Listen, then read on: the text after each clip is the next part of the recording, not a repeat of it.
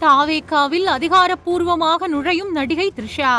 மதுரையில் அரங்கேறிய அதிரடி. தாவேகாவில நடிகை த்ரிஷா சீக்கிரமாவே அதிகாரப்பூர்வமா இணையக்கூடும் அப்படிங்கிற பேச்சுக்கள் அந்த கட்சியினர் மத்தியில எழுந்திருக்கு. முதல்வர் விஜயோட நெருங்கிய வட்டத்துல கடந்த சில மாசங்களாவே நடிகை த்ரிஷா இருந்துட்டு வரக்கூடிய சூழல்ல லோக்சபா தேர்தலுக்கு முன்னாடி த்ரிஷா தாவேகாவில இணையலாம் அப்படின்னு எதிர்பார்க்கப்படுது. முதல்வர் விஜய் கிட்ட இருந்து விவாகரத்து கேட்டு மனைவி சங்கீதா தாக்கல் செஞ்ச மனு திடீர்னு வாபஸ் பெறப்பட்டிருக்கு. இதுக்கு சங்கீதா தரப்புல எந்த விளக்கமும் கொடுக்கப்படல. இதனால தாவேகாவினர் உற்சாகம் அடைஞ்சிருக்காங்க. ஏன்னா விஜயோட விவாகரத்து வழக்கு தாவேகாவினருக்கு சோகத்தை ஏற்படுத்தி இருந்தது. இப்போ அதுவும் சரியாயிட்டதா பேசிட்டு வராங்க.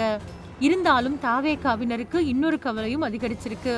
ஏன்னா கடந்த சில ஆண்டுகளாவே நடிகை த்ரிஷா முதல்வர் விஜயோட நெருங்கிய வட்டத்துல இருந்துட்டு வராங்க.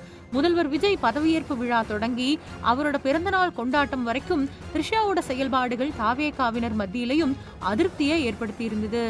இதுக்கிடையில நடிகை த்ரிஷா நேரடி அரசியல்ல களமிறங்க கூடும் அப்படின்னு தாவேகாவினர் மத்தியில பேச்சுக்கள் எழுந்திருக்கு. ஏற்கனவே மதுரையில த்ரிஷா நற்பணி மன்றம் அப்படிங்கிற பேர்ல பல்வேறு பகுதிகளிலையும் போஸ்டர் ஒட்டப்பட்டுச்சு. அவரோட அரசியல் வருகைக்காக முதல் கட்ட ஏற்பாடாவே இது பார்க்கப்பட்டுச்சு. அந்த போஸ்டர்லயும் கூட அக்கா த்ரிஷா அப்படின்னும் ஆர்ப்பாட்டம் நடத்தப்படும் அப்படின்னு சொல்லப்பட்டிருந்தது. இந்த போஸ்டர் அடிச்சிருக்கிறதும் கூட தாவேகா தொண்டர்கள் தான். அது மட்டும் இல்லாம ஜெயலலிதா பாணியில த்ரிஷாவும் சில கோவில்களுக்கு யானை கொடுத்துட்டு வராங்க. ஏற்கனவே அரசியல்ல ஆர்வம் இருக்கிறதாவும் சொல்லியிருக்காங்க. இப்போ தமிழக அரசியல்ல த்ரிஷாவோட பெயரும் அதிகமாவே உச்சரிக்கப்பட்டு வருது. இதனால லோக்சபா தேர்தலுக்கு முன்னாடி த்ரிஷா தாவேகாவில அதிகாரப்பூர்வமா இணையக்கூடும் அப்படின்னு சொல்லப்படுது.